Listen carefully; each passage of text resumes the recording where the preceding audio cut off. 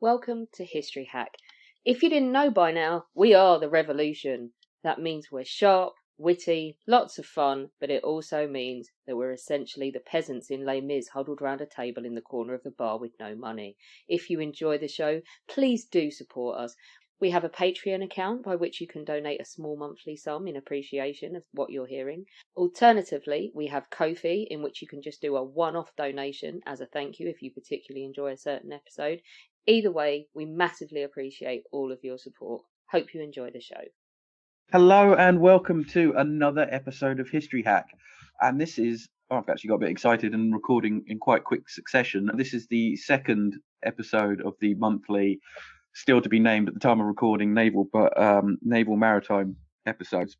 I brought back a popular speaker, mainly because we started talking about shipping and trade in our previous recording. And I brought back Nick Morton, who you may remember is the writer of The Mongol Storm, The Crusader States and Their Neighbours, Medieval Military Orders, and he's an associate professor at the Nottingham Trent University. And he's here today to talk about Crusader maritime trade and innovation within the Crusader states and Middle East. So, Nick, welcome back. How are you doing? Fine, thanks. Yeah, great to be back on the show. Yeah, I think you record as many as I do at the moment. But as we found through like our previous chats, you know, the misconception is that the crusading states and the Middle East is very us and them, very polar, and that they're two separate worlds and they don't really mingle. But we were talking about this last time, and that's not actually the case. And you have quite a lot of international trade going on between them, don't you? Yeah, absolutely. So, I mean, this is the Near East in the medieval period. So a huge amount of trade passes through the region. From the east, you've got the Silk Roads coming out of China and Central Asia, carrying textiles and other products westward, south, under the Caspian Sea, then up through cities like Mosul and Aleppo to the Levantine coast of the Eastern Mediterranean, and with some caravans dropping south to go to the Sinai Desert to Egypt. And then you have the Silk Roads, and then you have the spice routes from India and Southeast Asia, bringing goods by ship up the Persian Gulf to places like Baghdad, and then from there up to cities like Aleppo and the coast, or indeed all the way to Egypt, where they're taken by canal and baggage animal to ports like Alexandria and Damietta. And then there's trade from Africa as well, the trans-Saharan gold routes, among others, many goods being brought up either across the Saharan desert or up the east coast of Africa. So a huge volume of trade passes through the Near East.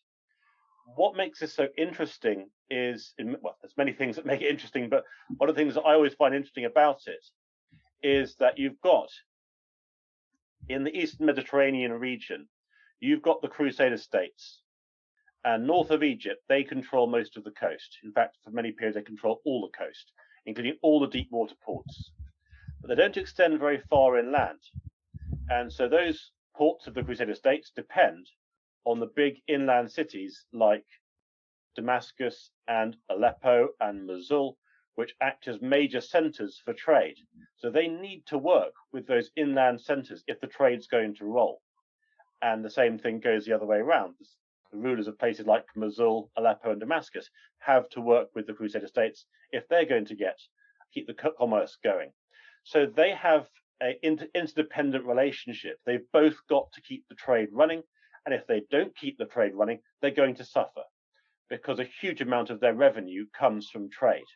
So in fact, whatever their religious differences may be, and however much they may or may not be a cause for war, they have to work together. This has to be something that functions, or they're all going to suffer. So it creates another interesting dimension to the history of the Near East at the time of the Crusades. Absolutely. It's the modern phrase of money makes the world go round, and where there's money to be made, you have to put aside your differences. It's certainly a factor in the equation, yeah. I must admit that I didn't mention this before we started recording. This morning I did sit down and glance through your YouTube channel, and there's an episode on trade, and you bring up a trade map. And anyone listening, you should go and check out Nick's channel. Would do a plug for the link at the end. But there is, I was looking at the trade map, and I'd not really considered how complicated it would be. You've got goods coming from all over the place. So what kind of goods were coming from different countries, and where were they all going? If it's the Silk Road, the simple answer to that is light and expensive.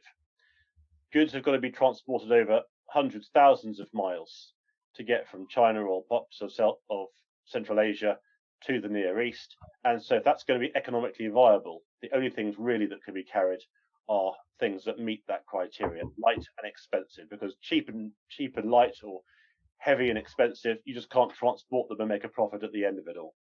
So things like silk work very well. Also types of ceramic as well. They can be traded effectively. But there's also a lot of local trade going on in the Near East as well, because these places aren't just transit zones for trade, they produce goods themselves. So Damascus is famous for fruit and for intellectual life, also for its metal crafts and weapons. Aleppo also has many important products, and so do many of the cities of the Crusader states. So Antioch is famous for its eels, believe it or not, from a nearby lake. The port of St. Simeon, which is Antioch's port, is famous for its ceramics. Acre and Tyre, further south, are famous for their glassware. But many of these goods also, again, build this interdependent relationship, because a lot of the trade is local. You have the big international trade routes, but there's a lot of local trade going on as well. And just to give a few examples, the Near East has very little iron. So as a result, areas with significant iron deposits become very important commercially and geopolitically. And so there's a Christian kingdom in the north of the area I'm mostly concerned with, called Cilician Armenia. It's in what today would be part of southern Turkey. And there's good iron deposits there. And it's a small Christian kingdom in the mountains in that area. But the area that particularly needs the iron is Egypt, which is under Muslim rule. But to get to Egypt, the iron has to go down the coast of the Levant, down the eastern Mediterranean coast, and those are the coastal waters controlled by the Crusader states, to bring that iron to Egypt. And so as a result, Egypt needs that iron. It can't get away from that need for iron. And so that's got to be managed in and amongst the diplomacy and war of the sort of evolving events of the era. But the vice versa, Egypt produces a huge amount of grain and cereal crops, which many areas in the region don't. This is the fertility of the Nile Delta and its annual floods. And so that also has to be managed, because other parts of the Near East need those grain imports to feed their population. So there's tremendous commercial interdependency, and they all know it. And this, again, it adds a dimension to the history of the Crusades, and indeed the many other big processes taking place in the region. It is about the profits, but it's also about survival. There are goods here that they've got to have, and that they have got to receive from other people, and that creates an interdependency network, which is all very interesting. Absolutely. I remember you said something as well about wood was quite a premium, but there was an area in the region that was famous for its wood. Very similar to iron. So the best timber in the region is in the north, what today would be southern Turkey. In this period, it would be the southern parts of the Anatolian Seljuk Sultanate. For some periods, the southern part of the Byzantine Empire in Anatolia and the Kingdom of Cilician Armenia. Some very wooded mountains in the north. But the further south you go, there's far less woodland. And so if you want to have good quality timber, whether for shipbuilding or for construction work, it's going to have to come south through the coastal waters controlled by the Crusader states. And there too, agreements have to be reached. They've all got an interest in the trade and the trade working, and they all need these goods.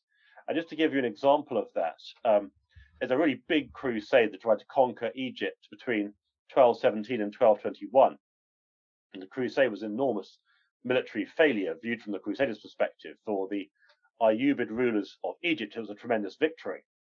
But it's notable that one of the victory conditions that they arranged, alongside big ticket items like the withdrawal of the crusading army, is the Ayyubids of Egypt wanted any spare masts that the Crusader fleet possessed to be left on the quay in the port city of Damietta.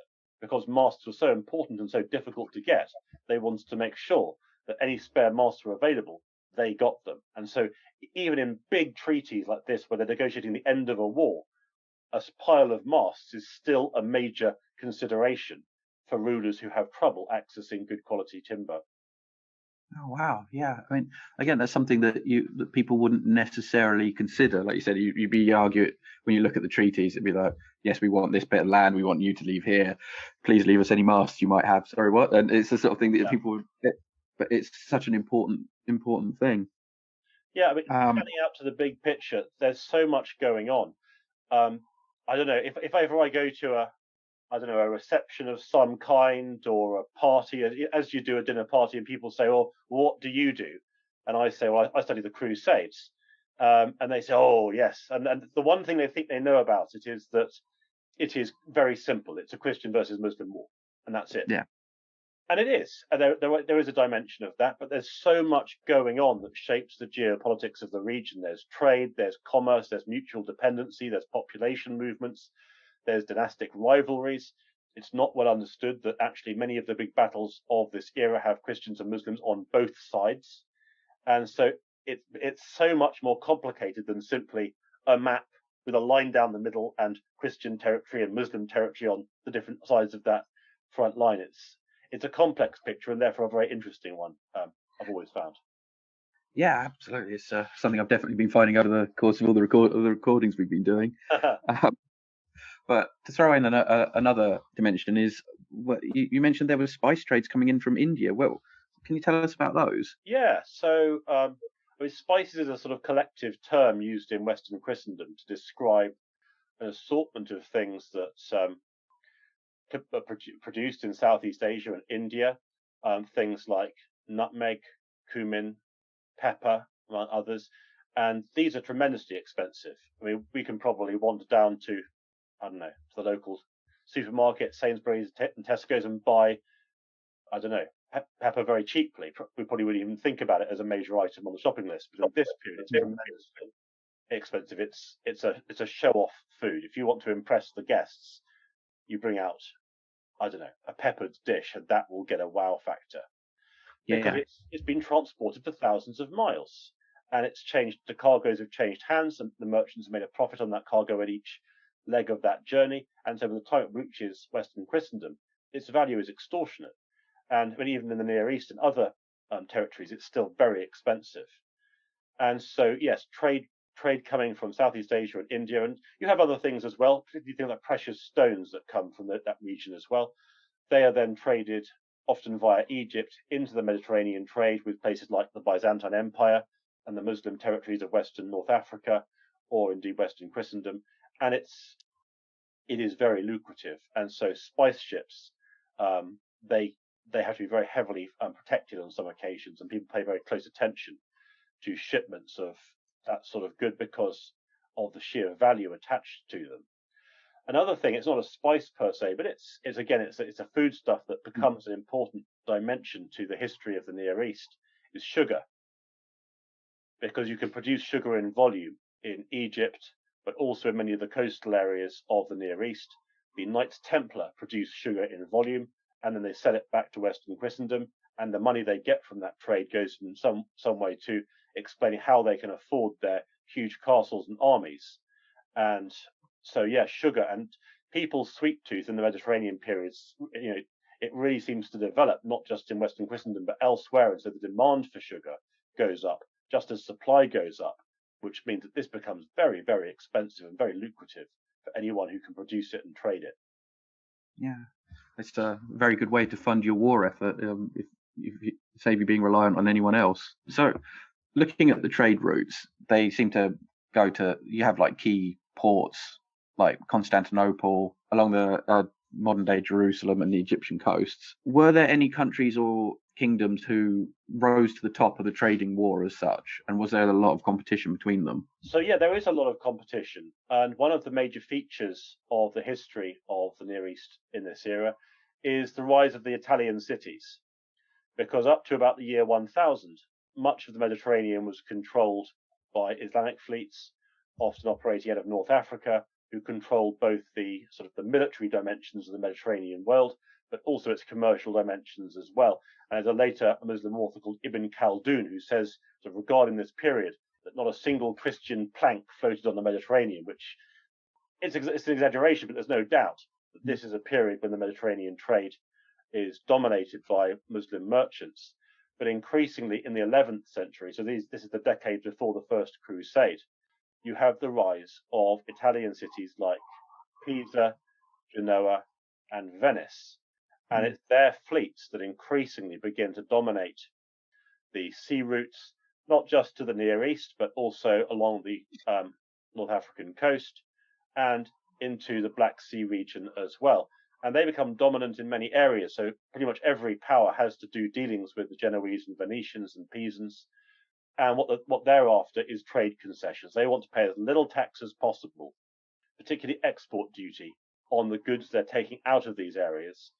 Again, they're thinking to maximize their profits.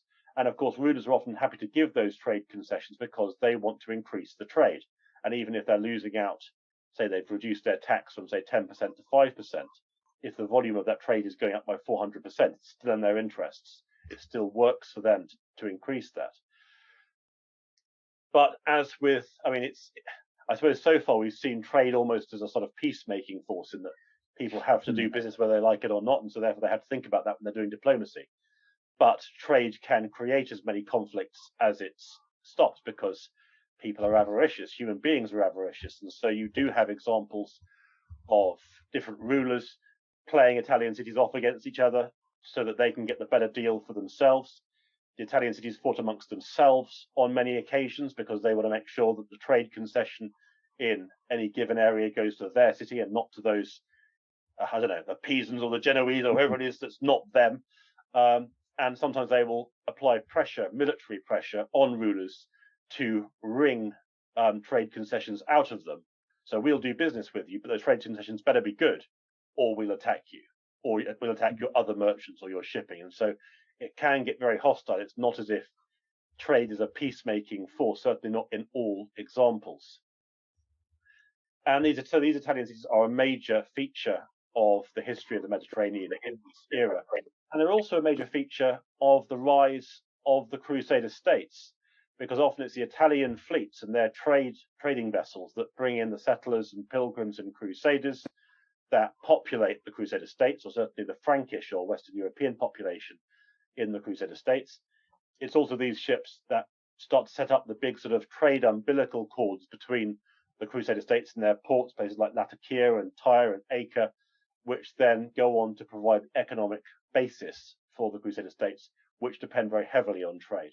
I have a feeling that it's a bit out of the period, but I have a nagging thought of Venice being quite ferocious later in the period. I have a feeling they had a fight with the Ottomans, but I do think that's after the Crusades.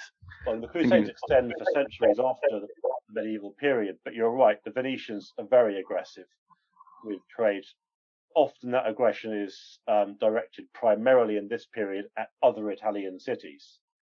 Although the Byzantine Empire, of course, was conquered by a large crusading army in 1204 by the armies of the Fourth Crusade, and the Venetians played a major hand in that. And the one thing they wanted from the division of the empire that followed the fall of Constantinople is they wanted the key islands that either produced key trade goods or were the main trading emporiums in the Mediterranean, because they want to control as much of that trade as they can.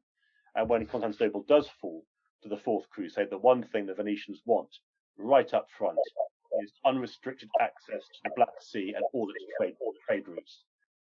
And that's an entirely different set of trade routes. We haven't even mentioned that yet. The trade routes going through places like the Crimea, which is very important in this period, just as it is important in the 21st century, as we've been seeing in the horrific news going on surrounding the Russian invasion of the Ukraine. But yeah, in the medieval period, that is also a very important trade route, and the Venetians want a monopoly of that following the fall of Constantinople, at least in part to their forces in 1204.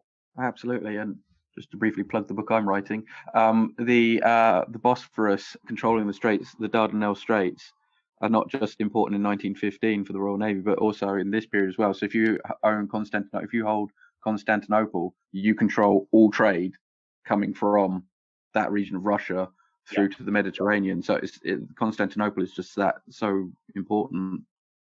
It's the only bit of water connecting the Black Sea to the Aegean and therefore the Mediterranean. Although I have heard actually that there are plans to build a new canal, a shipping canal. I don't know if they're going to lead to anything, but I have heard rumours of a shipping canal that's being planned to create a second route, but I don't know much All about right.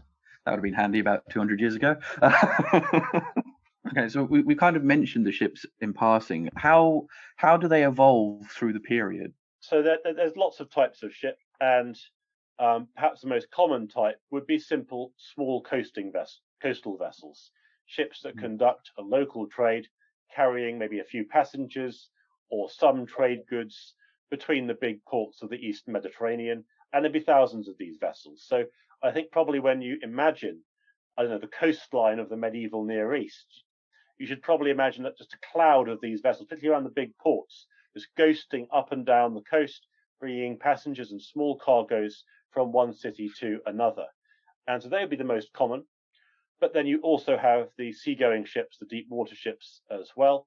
And those fall into various different classes. The really big ones are the naves, which simply translates as ships. And these could be very considerable. So when we imagine medieval ships, it's easy to imagine them sort of being quite small and then maybe getting bigger in the early modern period until they get much bigger in the modern period. In fact, that's quite misleading. Medieval ships are huge, and some of them can carry over 1,000 people plus their trade goods, and then with some of those 1,000 people in a fair degree of comfort. So actually, these are very considerable vessels, and they rise quite a long way out of the water with several layers of decks.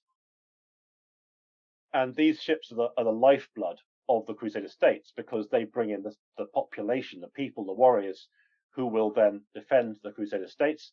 But they're used by other powers too for trade and for conducting an ongoing commerce between the various ports of the Mediterranean, as well as passengers. Then you've got the galleys, and these are warships. They're lighter, they're lower.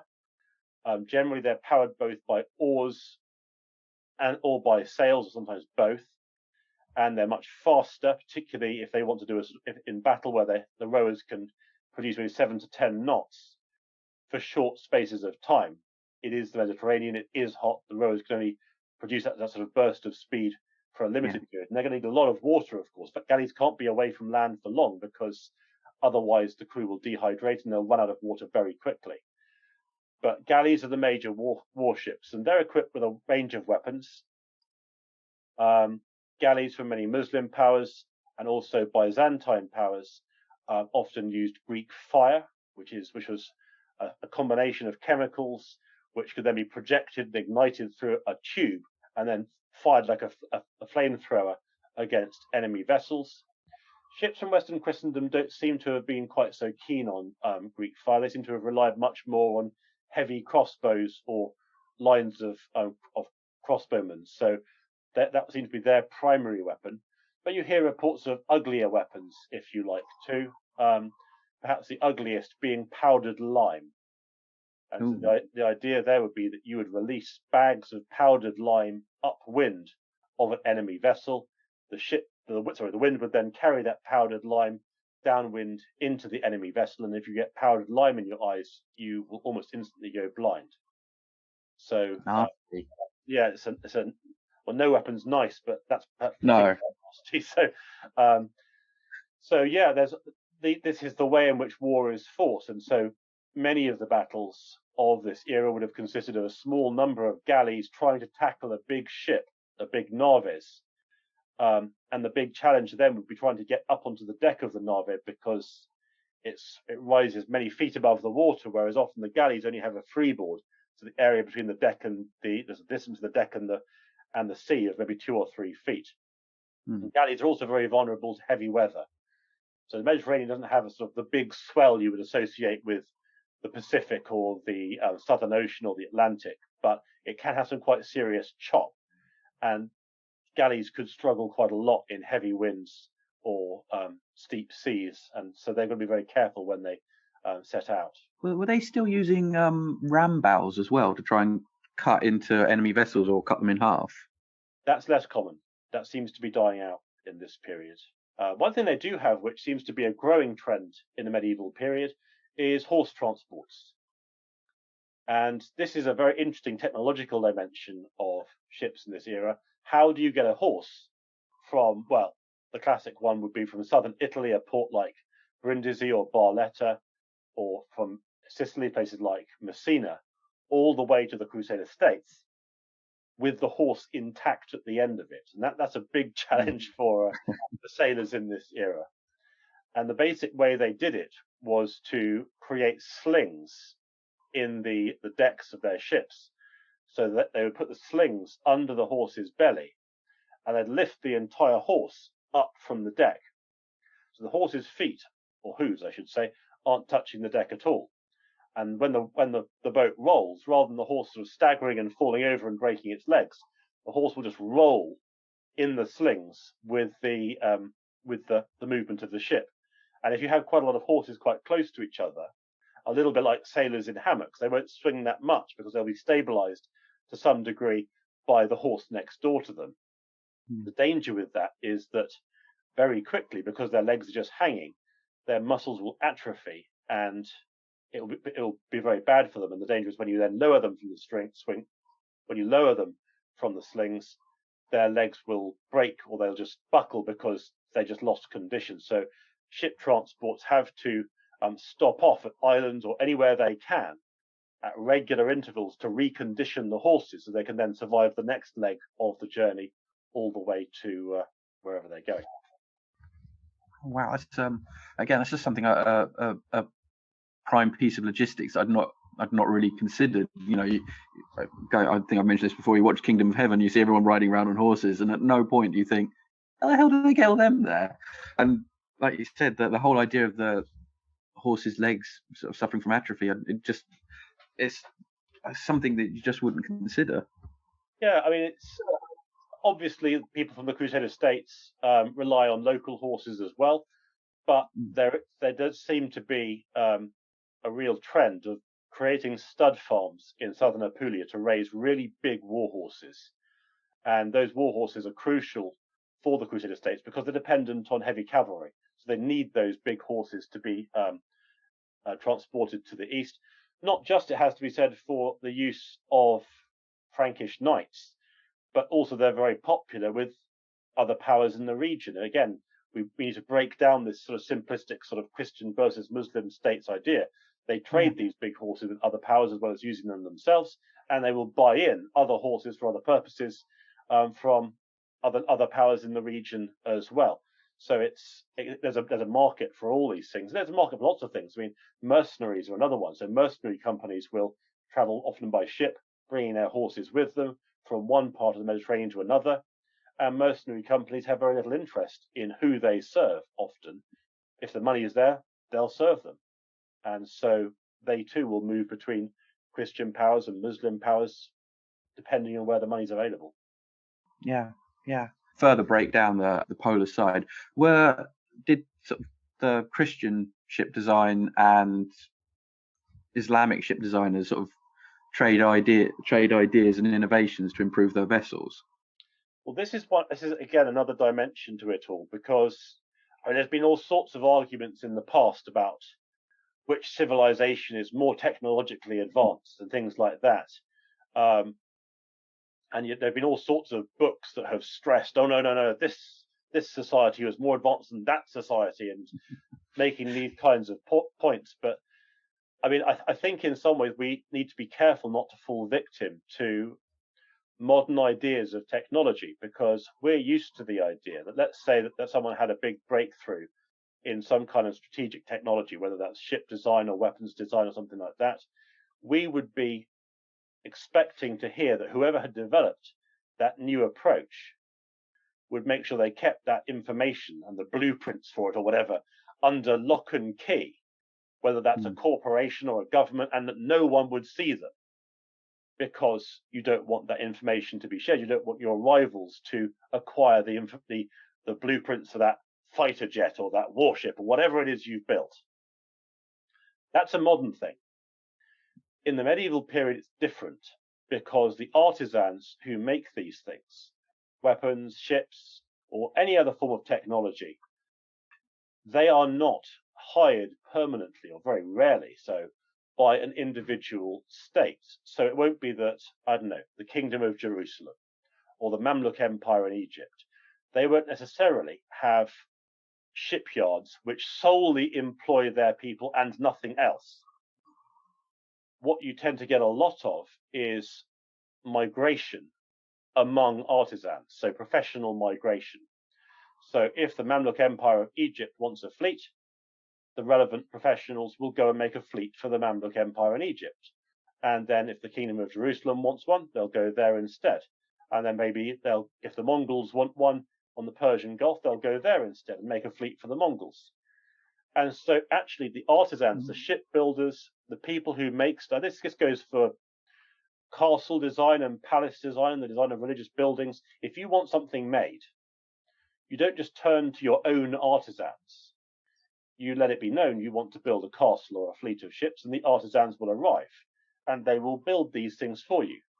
And so this creates an interesting environment where you might have artisans arriving from all across the region or further afield. They've heard there's work, so here they are to do it.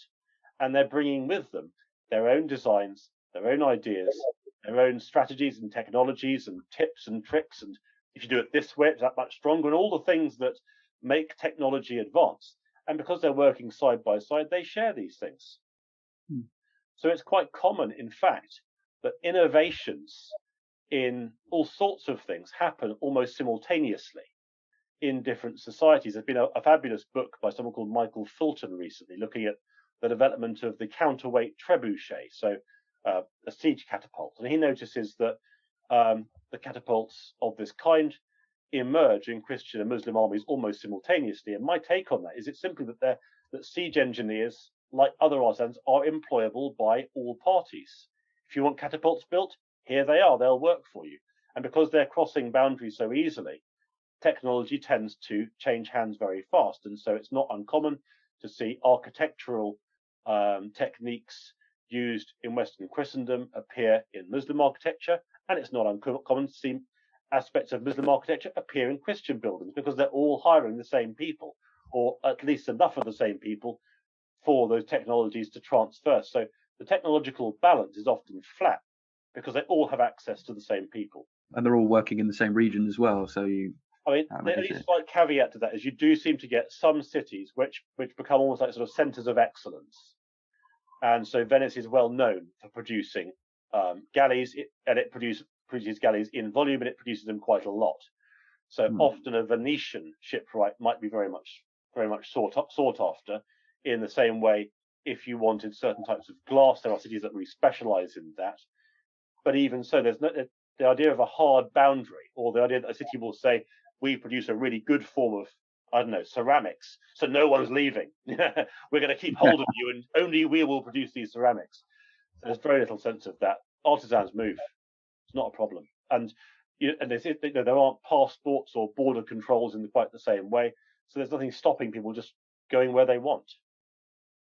Yeah, like we said earlier, people go where the money is.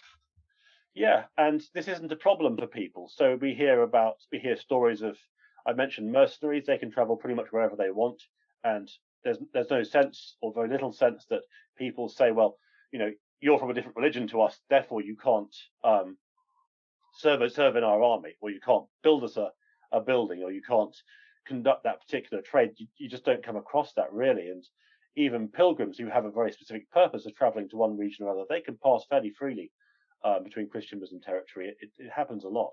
We talked about the shipping side a bit. So how do the harbours evolve, and the sort of equipment that they have available to the shipping? Okay, so for a big port, it would go something like this: a merchant arrives with their crew and their navies at a major port. When they arrive, the first thing they've got to negotiate is the harbour chain. So the big ports of this era will have a big chain, normally attached to large logs to create a permanent boom across the harbour. And so that boom, if it's a really big harbour, that boom will have to be lowered to enable the ship to enter harbour. For smaller ports, what would happen is the big ship would enter the harbour, probably cast anchor, and then have its goods removed by lighter or small transport vessel to the dock. Probably quite rare for ships to come alongside docks, and then it would have to leave that harbour to create space for the next ship to come in. In some cases, the ship wouldn't go into the harbour at all. It would simply put down its anchors, and then the ships would come out. The smaller ships would come out from the harbour to transport goods and passengers. That could be very dangerous if a storm would develop. Yeah. But once the goods have reached the dock, they'll then be put in warehouses. So if you go to many Mediterranean ports and you look at sort of the old harbour, you'll often see these sorts of often semicircular doors or fronts along the back of the dock. And the idea is the merchant would then store their goods in those lockups, and they're quite secure. They'd have secure doors, and there's probably soldiers along those doors or people just to make sure that they're kept safe. And they'll be kept in those lockups until an assessor has arrived from the local commercial court, and the assessor will go through the goods in that warehouse, count them, check them, and levy whatever the relevant amount of taxation is, after which it would then be the merchant's ability to trade those goods, whether directly out of the warehouse if the merchant already has a buyer, or in the market or souk or wherever is the main trading forum in that area. That's broadly speaking how it would work. Only because I feel I need to ask this question because people like pirates.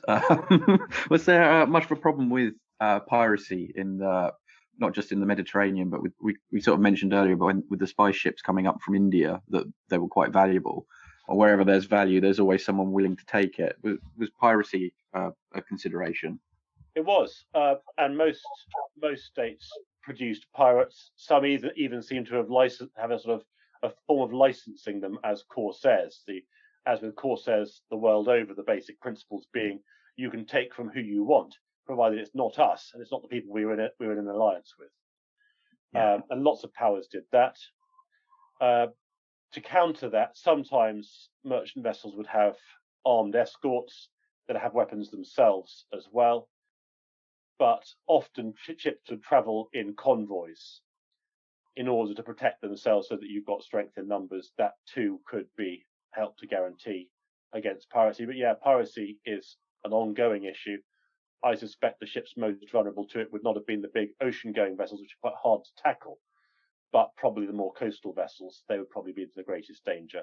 But I could just add a tag on to that one, because you were going to ask me what were the dangers to ships crossing the sea. I mentioned pirates, but there are other dangers too.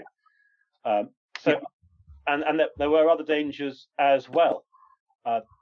There were real dangers, but also imagined dangers. So in real dangers would be storms. Ships in this era can't always survive storms in the way that modern-day cargo vessels can always be guaranteed to survive storms. And for this reason, ships don't tend to travel across the Mediterranean between October and March, because this is the storm season. It's just too dangerous. So typically, you'd have the March convoys arrival, which would be quite an event in many of these areas, because they've been waiting to conduct trade or for new arrivals since the end of autumn, basically. But you've got imagined dangers as well. And so one report talks about the dangers posed to ships of sirens. All right. Yeah. And so the story goes that the sirens would sing their songs, and it would either send the sailors to sleep or drive them to leap over the sides of their ships.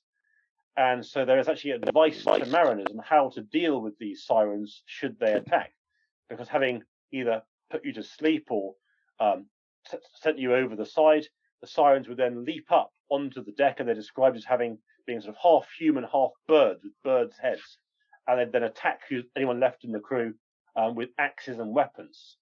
And so the guidance on how to deal with sirens was to stop your ears with wax and then to shoot them down with crossbows. So that's how you deal with sirens, apparently.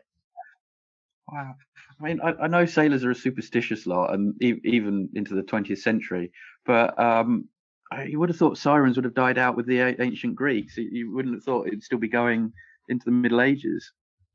Yeah, and I think a crucial consideration here is there is so much in the medieval era that is unknown to so many regions, that the spaces on the map where they have maps, and in fact maritime charts come in during this era, interestingly, but the spaces on those maps which they genuinely know about, and this isn't just Western Christendom, this is pretty much everywhere, they know so little about what lies, say, 50 miles beyond their furthest border. It's unknown territory. And so, as with unknown areas even today. I mean, we have a fair grasp of what the Earth's surface looks like. We don't know much about what lies under the sea or under the Earth or even in space. And so for modern commentators, as for medieval commentators, if you don't know what's in an area, there is a tendency to let your imagination run wild. And we have plenty of Hollywood directors who are prepared to do that for us and make money out of it. And the same thing goes in the medieval era too. They've got people who are very happy to let their imagination fill the gaps in what we know. Yeah, I mean, I fell down a rabbit hole 2 weeks ago. Started reading about going back over the Franklin expedition and the fact that because they didn't know where the Northwest Passage was, that the crews were considered to be a lot of commentators have described them as the astronauts of their time, because they were going to places and mapping when no one had ever been before, and then to come back to England and go, look what we've done, we found a way to China. And Vasco da Gama in this sort of period, when he first goes to India, he's a massive celebrity. Yeah, I mean, what's interesting is that he went several hundred years after the medieval, after the period I'm focusing on in my work, in my book. But there is an awareness of the Indian Ocean in Western Christendom, and there's even talk of trying to put commerce raiders onto the Indian Ocean so as to knock out the trade routes connecting India to Egypt, because Egypt is seen as being the major power in the area, the major reason why Western Christendom can't control Jerusalem. And so several people do suggest, well, why not put commerce raiders on the Indian Ocean, block the trade with Egypt, impoverish Egypt, and then that will then reduce Egypt's ability to stop a future crusade from trying to conquer Jerusalem. Oh, wow. So it's almost as if and I'm trying not to put a modern spin on it, but it's almost like they're trying to consider the war on a more of a global, and say that very hesitantly, global theatre. So if we can take them out here, that will affect this end of the trade chain. Yeah, and Western Christendom's awareness of the wider world is growing rapidly in the 13th century, at least in part due to the Mongols. But again, it's not just them. It's all sorts of regions in the world are sending out travelers and explorers and sort of representatives of their religion, and they're coming back with stories and news, and their awareness of the world and how it all fits together is growing and improving. And the Mongols play a major role in that, and it's true for many civilizations, including the Mongols themselves. Yeah, we've spoken before about how the popular belief was that the Mongols were quite nomadic and did a lot, mostly land-based. Did they have any sort of seaborne merchant trade or naval vessels at all? Not really, not they themselves, but they ruled many civilizations that did, and they wanted the traders in those civilizations to serve the Mongols' interests. And so, for example, the Mongols drew upon shipwrights and sailors along the eastern coast, the Pacific coast, or the eastern areas of their empire, to put together the fleets with which they would try unsuccessfully to conquer Japan, for example. In the southern Asian coast, so maybe sort of modern day southern Persia or southern Iraq, where it meets the Persian Gulf and places like that, they could draw on local traders as well. On one famous incident in I think it's 1290, they actually transported a large group of Genoese sailors to Baghdad to build a fleet for them on the Indian Ocean. We know very little about that particular sort of expedition, but they're interested in seafaring, but they normally want someone else to do it for them. And there's no reason why they should do it themselves, because they do have control over so many maritime powers. So yeah, I can imagine with the Mongols being an horse riding people. Sure, yeah, and there's plenty of civilizations and trade routes that begin to reorientate themselves around the Mongols' courts. The Mongols are very interested in merchants, and they do have merchants themselves.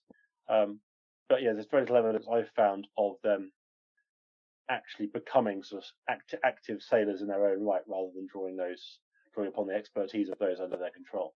And kidnapping the Genoese. Well, the Genoese did it by choice. I think they were hired to do it, but yeah. But yeah, Nick, this has been really interesting. Really enjoying our chats. Actually, this is what, third one we've done now, so, yeah. And it's every time I match, it's great because being a kind of tied to the 20th century at the moment, and so it's nice to sort of explore other periods and things. And when people think about naval history, maritime history, they go for warships. So it's good to this has been good to sort of demonstrate how important maritime trade actually is, not just to the Crusades, but to the entire region, or even stretching from India to Western Christendom, and the economies of so many countries and kingdoms.